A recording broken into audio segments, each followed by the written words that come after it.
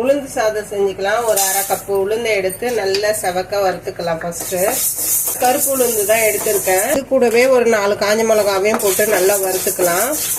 உளுந்து நல்லா வறுபட்டுச்சு, வாசனையும் வந்துச்சு. இப்போ இதை நம்ம வேற பாத்திரத்துக்கு மாத்திக்கலாம். 1 ஸ்பூன் அளவுக்கு நம்ம எண்ணெய் ஊத்திக்கலாம். ஒரு 4 பல்லு பூண்டை தட்டி வச்சிருக்கேன். இதையும் நல்லா செவக்க வறுத்துக்கலாம். பூண்டு இந்த அளவு செவந்துச்சு. இப்போ நம்ம வறுத்து வச்சிருக்க உளுந்து கூட இந்த பூண்டை போட்டு மிக்சியில அரைச்சுன்னு வந்துடலாம்.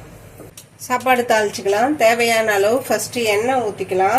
கடுகு உளுத்தம் பருப்பு, சீரகமும் ஒரு 5-6 வெந்தயம், ஒரு கொத்து கருவேப்பிலை, ஒரு வெங்காயத்தை பொடியா நறுக்கி வச்சுட்டு அதையும் போட்டு நல்லா வதக்கிக்கலாம். ஸ்பூன் அளவு தூள் உப்பு போட்டுக்கலாம்.